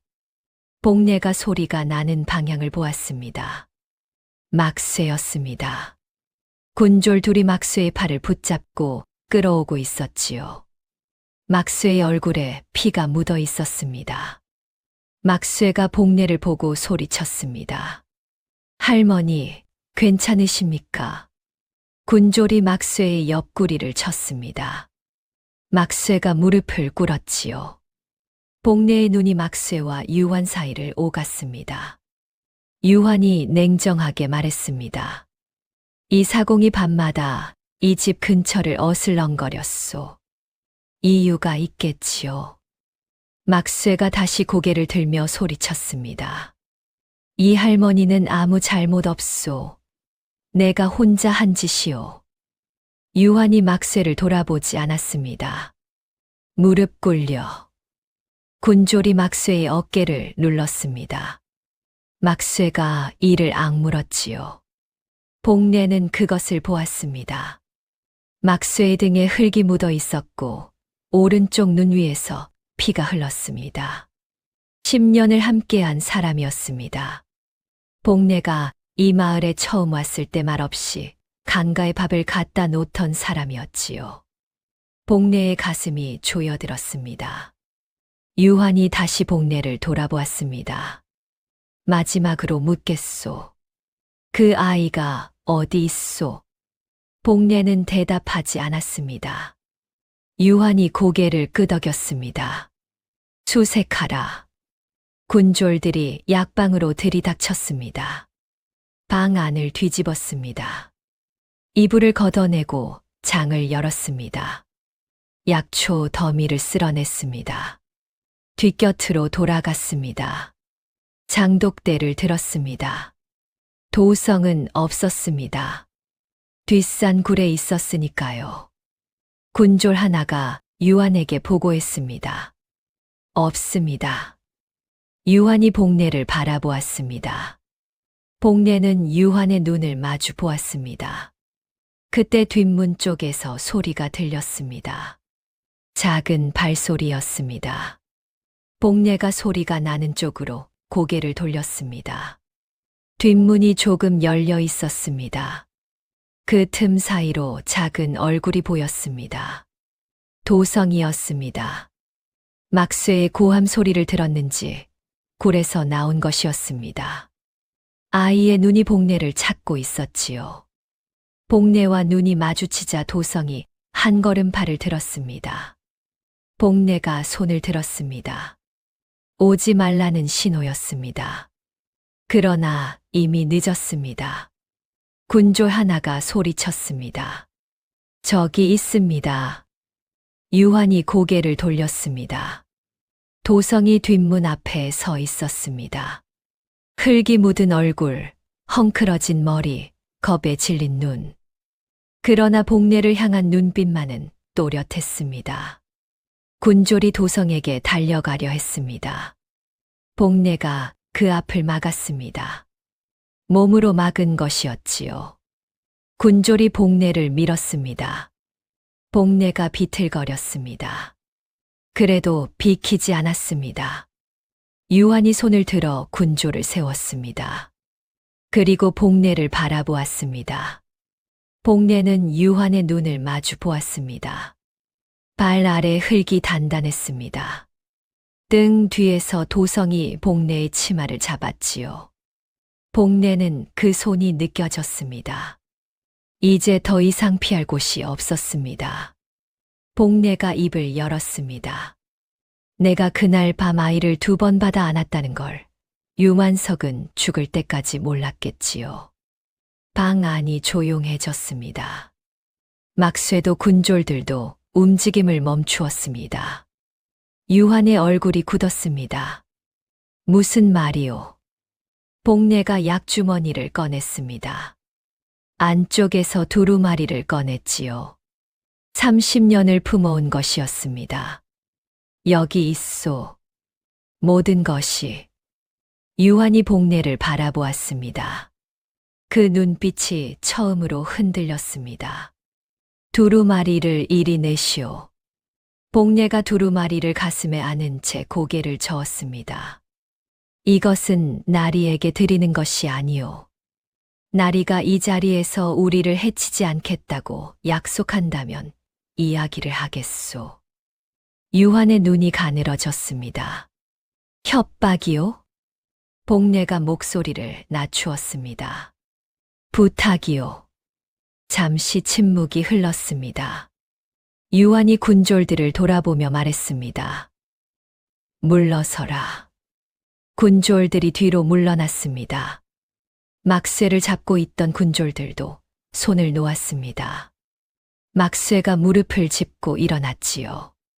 유한이 복례를 바라보았습니다. 말하시오. 복례가 두루마리를 펼쳤습니다. 유한이 한 걸음 가까이 다가왔습니다. 복례가 글씨를 짚으며 말하기 시작했습니다. 30년 전 동짓달 10살 밤 왕비마마께서 옥동자를 낳으셨소. 내가 받아 안았지요. 그런데 그것이 끝이 아니었소. 잠시 뒤 둘째가 나왔소. 유한이 두루마리를 응시했습니다. 쌍둥이였소. 날이 아버지 유만석이 둘째를 처리하라 명했소. 왕실의 쌍둥이가 알려지면 나라의 흉조라 하여. 복례가 글씨를 계속 짚었습니다. 나는 둘째를 내주지 않았소. 믿을 수 있는 내관에게 맡겼지요. 그 대가로 궁에서 쫓겨났소. 이 기록이 그 증거요. 유만석의 이름도 여기 있소. 그자의 지시 내용도 여기 있소. 유한이 한참 두루마리를 보았습니다. 그 눈이 움직이고 있었습니다. 글씨를 읽고 있는 것이었지요. 유한의 손이 두루마리를 향해 뻗었습니다. 복례가 물러서지 않았습니다. 읽어도 돼요. 대신 읽는 동안 저 아이에게 손대지 마시오. 유한이 복례의 눈을 보았습니다. 그리고 두루마리를 받아들었습니다. 방 안이 고요했습니다. 유한이 두루마리를 천천히 읽었습니다. 복례는 그 얼굴을 지켜보았습니다. 처음에는 냉정하던 눈빛이 조금씩 변하기 시작했습니다. 뭔가를 인식하는 눈빛이었지요. 그리고 마지막 부분을 읽을 때 유한의 손이 미세하게 떨렸습니다. 유한이 두루마리를 내렸습니다. 복례가 말했습니다. 날이 아버지가 왜 둘째를 없애려 했는지 아시오? 유한이 대답하지 않았습니다. 복례가 계속했습니다. 당시 반정을 준비하던 세력이 있었소. 날이 아버지는 그 세력의 일원이었소. 왕손이 둘이면 반정 후 정통성 문제가 생기오. 그래서 둘째를 미리 없애야 했던 것이오. 유한의 얼굴이 굳었습니다. 거짓말이오. 복례가 고개를 저었습니다. 두루마리에 적혀 있소. 유만석이 내게 한 말을 그날 밤 내가 직접 적은 것이오. 30년 전이지만 글씨가 지워지지 않았소. 유한이 다시 두루마리를 펼쳤습니다. 한 대목을 다시 읽었습니다. 그리고 눈을 감았습니다. 복례는 그 모습을 지켜보았습니다. 유한이 눈을 뜨지 않은 채 낮게 말했습니다. 아버지가. 복례가 조용히 대답했습니다. 그렇소. 유한이 눈을 떴습니다. 그 눈이 복례를 보았습니다. 무언가가 무너지고 있는 눈이었습니다. 복례는 그것을 알았습니다. 30년을 믿어온 것이 흔들리는 순간의 눈빛이었지요. 그때 도성이 복례의 치마를 잡아당겼습니다. 복례가 고개를 돌렸습니다. 도성이 복례를 올려다보고 있었지요. 아이의 눈이 유한을 향하더니 다시 복례를 향했습니다. 그리고 조용히 물었습니다. 저 사람 울어요? 복례가 유한을 보았습니다. 유한은 울지 않았습니다. 그러나 복례는 알 수 있었지요. 그 눈 안에서 무언가가 무너지고 있다는 것을. 복례가 도성에게 작게 말했습니다. 아직 모른다. 그것이 복례의 솔직한 대답이었습니다. 유한이 어떻게 할 것인지 복례는 아직 알지 못했습니다. 두루마리를 읽었다고 해서 마음이 바뀌는 것은 아닐 수 있었으니까요. 복례는 그저 기다렸습니다. 숨을 죽이고 유한이 오랜 침묵 끝에 입을 열었습니다. 이 기록이 진짜라면 복례가 대답하지 않았습니다. 유환이 말을 이었습니다. 내 아버지는 역적이오. 복례가 조용히 말했습니다. 나리가 그것을 어떻게 할지는 나리가 결정할 일이오. 유환이 두루마리를 복례에게 돌려주었습니다. 복례가 받아들었지요. 유환이 뒤로 돌아서서 군졸들에게 말했습니다. 오늘은 여기까지다. 물러서라. 군졸들이 어리둥절한 얼굴로 움직였습니다. 막쇠가 복례를 바라보았습니다. 복례는 고개를 끄덕였습니다. 일단 넘어간 것이었지요. 유환이 문 밖을 나서려다 걸음을 멈추었습니다. 그리고 복례를 돌아보지 않은 채 말했습니다. 사흘 뒤에 다시 오겠소. 그것이 전부였습니다. 유환은 그대로 나갔습니다. 복례는 그 자리에 한참 서 있었습니다. 다리에 힘이 없었습니다. 무릎을 꿇지 않으려고 이를 악물었지요. 도성이 복례의 손을 잡았습니다. 할매, 괜찮아요? 복례가 도성의 손을 꼭 쥐었습니다. 그래. 막쇠가 다가왔습니다. 얼굴에 피가 굳어 있었지요. 복례가 막쇠를 바라보았습니다. 다치셨소? 막쇠가 손을 내저었습니다. 별것 아니요. 복례가 부엌으로 가서 약을 꺼냈습니다. 막쇠를 마루에 앉히고 상처에 발랐습니다. 막쇠가 아프다는 내색 없이 앉아 있었습니다. 복례가 약을 바르면서 낮게 말했습니다. 미안하오. 막쇠가 고개를 저었습니다. 제가 선택한 것이요. 복례는 더 말하지 않았습니다. 손이 조심스럽고 정확하게 움직였습니다. 오랜 의녀의 손이었지요. 도성이 옆에 서서 막쇠를 걱정스럽게 바라보았습니다. 아파요? 막쇠가 도성을 보며 눈을 웃었습니다. 안 아파. 도성이 고개를 갸웃했습니다. 거짓말이요. 아플 것 같아 보여요. 막쇠가 웃음을 터뜨렸습니다. 복례도 입끝이 올라갔습니다. 사흘. 유환이 사흘 뒤에 온다고 했습니다. 그 사흘 안에 유환이 어떤 결심을 내릴지 복례는 알지 못했습니다. 두루마리를 보았다고 해서 아버지를 배신할 수 있는 사람인지 복례는 알지 못했지요. 그러나 복례는 한 가지를 보았습니다. 두루마리를 잇는 유환의 손이 떨렸습니다. 그 떨림이 거짓은 아니었습니다. 복례는 그것에 걸기로 했습니다. 달리 걸 것이 없었으니까요. 사흘이 지났습니다. 복례는 그 사흘 동안 잠을 거의 자지 않았습니다.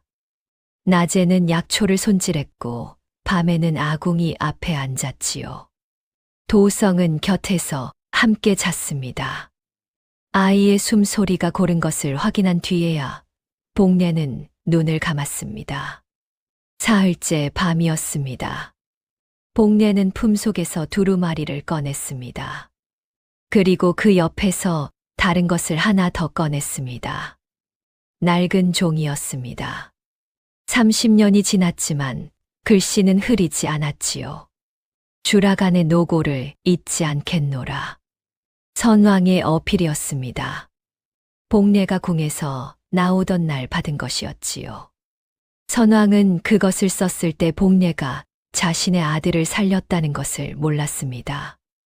복례의 손이 그 글씨 위에 얹혔습니다.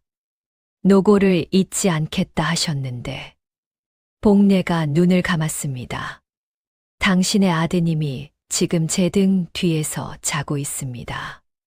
살아 있습니다. 제가 지켰습니다. 이것이 제가 갚을 수 있는 전부입니다. 복례의 눈에서 눈물이 흘렀습니다. 30년 만에 처음 흘리는 눈물이었지요. 소리 없이 볼을 타고 내려왔습니다.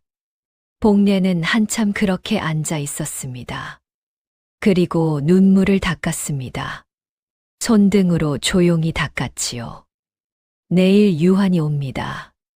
복례는 두 종이를 모두 약주머니에 넣었습니다. 그리고 눈을 들어 도성을 바라보았습니다. 아이는 자고 있었습니다. 이불이 턱까지 올라와 있었고 오른쪽 볼에 보조개의 자국이 몇 개 남아 있었습니다. 잠결에도 평온한 얼굴이었지요. 복례는 도성의 이불을 여미었습니다. 갚을 빚이 있다. 막쇠가 왜 이리 사느냐고 물었을 때 복례는 그렇게 대답했습니다. 이제 복례는 알았습니다. 그 빚은 돈이 아니었고 목숨도 아니었습니다. 이 아이가 살아있다는 것을 보는 것, 이 아이의 손이 따뜻한 것을 느끼는 것, 이 아이가 할매라고 부르는 것을 듣는 것. 그것이 복례가 30년을 버텨온 이유였습니다. 복례는 날이 밝기를 기다렸습니다. 이튿날 낮, 유한이 왔습니다. 이번에는 군조를 데려오지 않았습니다. 혼자였습니다. 유한이 복례의 약방 앞에 서서 말했습니다.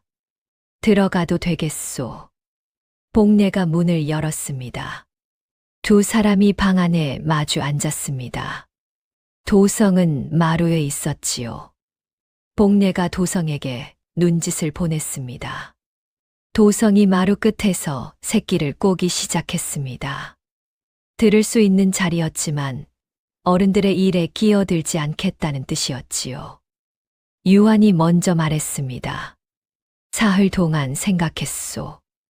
복례가 기다렸습니다. 그 두루마리가 진짜라면.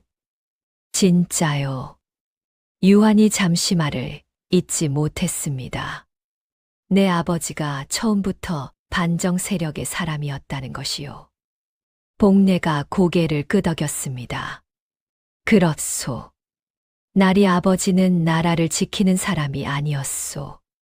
나라를 뒤집으려는 쪽에 붙은 사람이었소.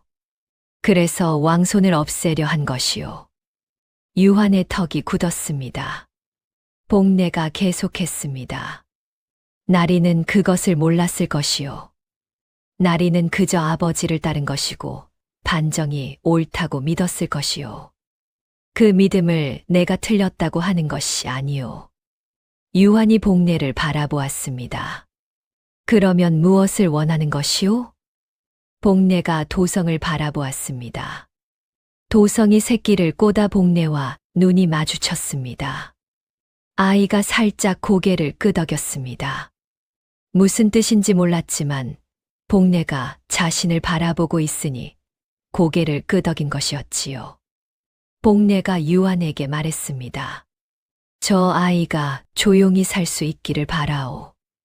왕손으로 알려지면 저 아이는 살지 못하오. 반정 세력이 절대 두고 보지 않을 테니.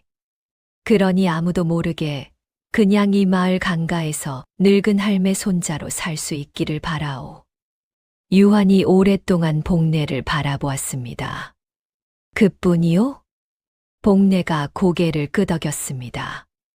그뿐이요. 유한이 창밖을 바라보았습니다. 긴 침묵이 흘렀습니다. 이 일이 밖에 알려지면 나도 끝이요. 아버지가 역적이었다는 것이 드러나면 나의 자리도 없소. 복례가 유한을 바라보았습니다. 그것도 알고 있소. 유한이 천천히 입을 열었습니다.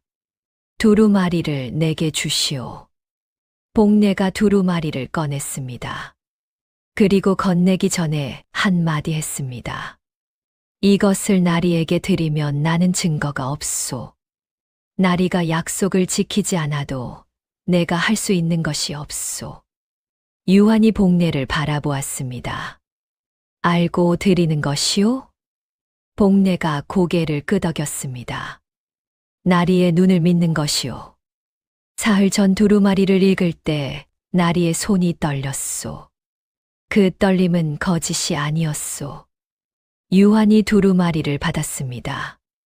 그 손이 다시 미세하게 떨렸습니다. 복례가 그것을 보았지요. 유환이 일어났습니다. 그리고 방을 나가려다 마루에 도성을 보았습니다. 도성이 유환을 올려다보고 있었습니다. 또렷한 눈이었습니다. 유환이 도성을 향해 말했습니다. 이름이 뭐라 했느냐? 도성이 복례를 한 번 보았다가 대답했습니다. 도성이요. 유환이 고개를 끄덕였습니다. 잘 살아라. 그것이 전부였습니다. 유환은 돌아섰습니다. 문을 나서는 발걸음이 무거웠습니다. 복례는 유환의 뒷모습을 바라보았습니다. 아버지를 잃은 사람의 등이었습니다. 믿었던 것을 잃은 사람의 등이었지요. 복례는 그 등이 멀어지는 것을 끝까지 바라보았습니다. 봄이 왔습니다. 복례가 약방 마루에 앉아 약초를 손질하고 있을 때 도성이 뒷산에서 내려왔습니다. 손에 진달래 한 다발을 들고 있었지요. 복례 앞에 내밀었습니다. 복례가 꽃을 바라보았습니다. 왜? 도성이 당연하다는 듯 말했습니다. 할매 좋아하는 것 같아서요. 복례가 꽃을 받아들었습니다. 내가 언제 좋아한다 했냐? 말 안 해도 알아요. 뒷산 올라갈 때마다 진달래 많은 자리에서 항상 멈추잖아요. 복례는 아무 말도 하지 않았습니다. 꽃을 방 안의 물그릇에 꽂아두었습니다. 그리고 다시 약초를 손질했습니다. 도성이 복례 옆에 쪼그리고 앉아 약초를 거들었습니다. 손이 이제 제법 정확했습니다. 두 사람이 나란히 앉아 손을 움직였습니다. 복례는 그 옆 얼굴을 살짝 보았습니다. 아이의 볼이 봄볕에 발그레했습니다. 귀티 나던 살결은 이제 흙빛이 되었습니다.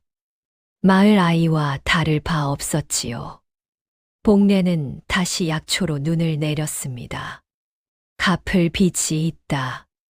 막쇠가 왜 이리 사느냐고 물었을 때 복례는 그렇게 대답했습니다. 이제 그 빚은 다 갚았는지도 몰랐습니다.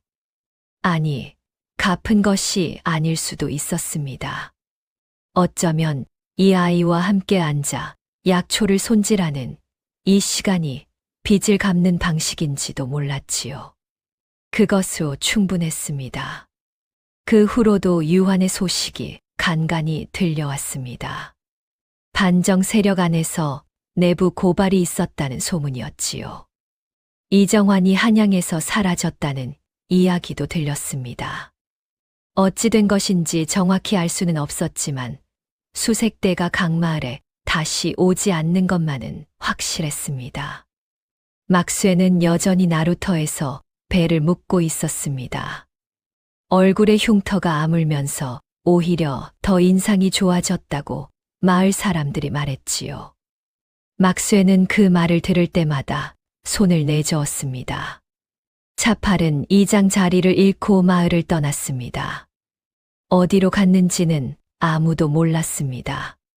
도성은 봄이 지나고 여름이 되면서 뒷산을 혼자 오르내리기 시작했습니다. 처음에는 복례가 따라갔지만 이제는 혼자 가서 약초를 캐 들고 왔지요.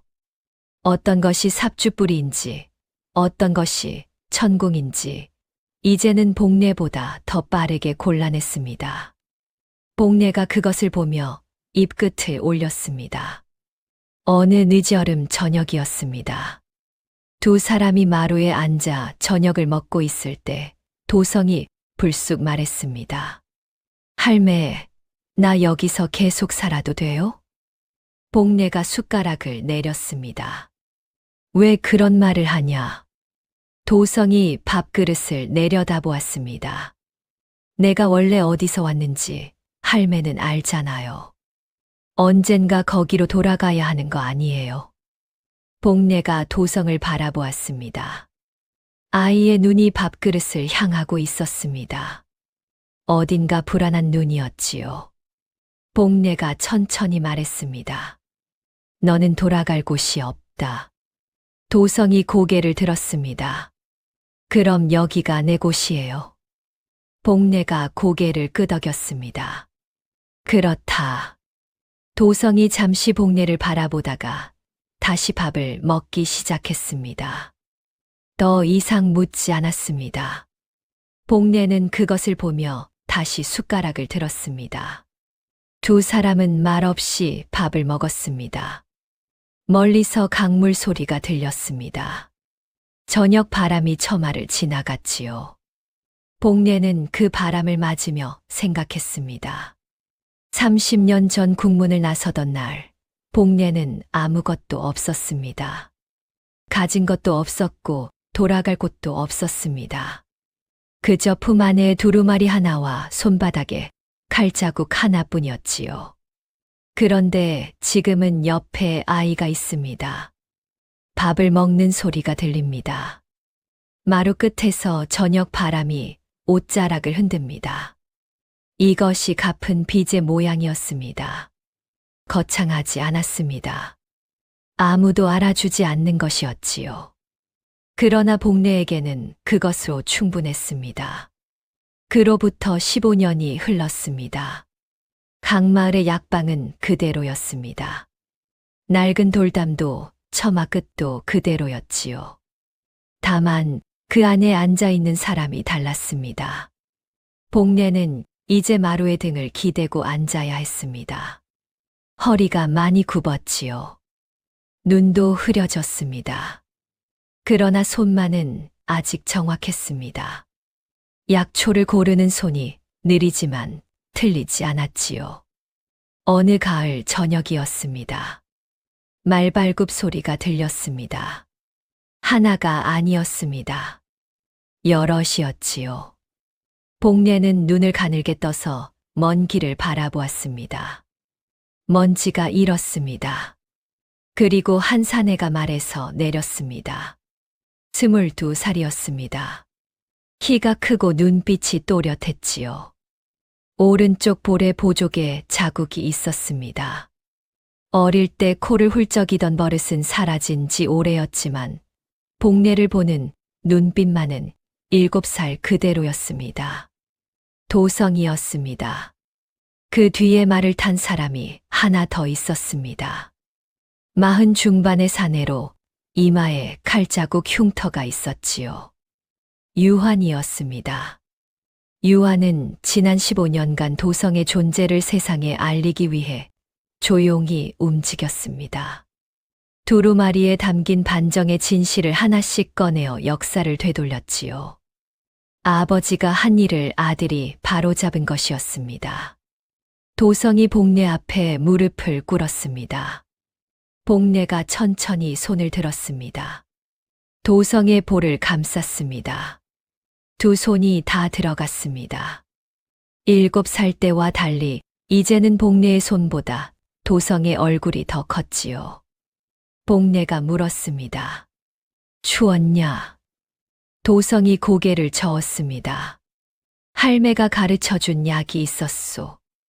복례가 작게 웃었습니다. 도성이 복례의 손을 두 손으로 잡았습니다. 할매, 나 이제 돌아가야 해요. 복례가 고개를 끄덕였습니다. 알고 있다. 같이 가요. 복례가 도성의 손을 살짝 쥐었다가 놓았습니다. 나는 여기 있어야 한다. 도성이 복례를 바라보았습니다. 눈이 흔들렸지요. 복례가 먼저 눈을 내렸습니다. 내가 돌아가면 되는 것이다. 그것으로 충분하다. 도성은 한동안 말이 없었습니다. 그리고 천천히 일어났습니다. 복례의 손등에 이마를 댔습니다. 오래 그러고 있었지요. 복례는 그것을 받아냈습니다. 손을 거두지 않았습니다. 도성이 말에 올랐습니다. 유한이 뒤따랐습니다. 말발굽 소리가 점점 멀어졌습니다. 복례는 그것이 보이지 않을 때까지 바라보았습니다. 마을 사람들이 나와서 웅성거렸습니다. 저 사람들이 누구냐고, 저 젊은 사내가 누구냐고 물었지요. 복례는 대답하지 않았습니다. 다시 마루에 앉아 약초를 집어들었습니다. 멀리서 강물 소리가 들렸습니다. 그 이후로 세상이 바뀌었습니다. 반정의 진실이 드러났고 억울하게 쫓겨난 것들이 하나씩 제자리를 찾았습니다. 사람들은 그것이 어떻게 시작되었는지 몰랐습니다. 강마을 서쪽 끝 낡은 약방에서 늙은 의녀 하나가 30년을 품어온 두루마리 한 장으로 시작되었다는 것을 아는 사람은 아무도 없었지요. 복례는 그것을 말하지 않았습니다. 말할 필요가 없었습니다. 먼 훗날 이 이야기는 이렇게 전해졌습니다. 한 할매가 품어온 아이 하나가 세상을 뒤집었다고. 그러나 진짜 세상을 뒤집은 것은 아이가 아니었다고. 아이를 살린 손이었다고. 30년을 버텨온 그 손이었다고. 사람의 가치는 어디서 태어났느냐가 아니라 누가 곁에 있었느냐에 달려있는 법이라고. 다음 영상을 빠르게 만나보시려면 좋아요와 구독을 눌러주세요.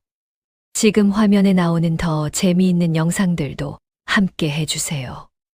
그럼 모두 행복한 하루 보내세요. 감사합니다.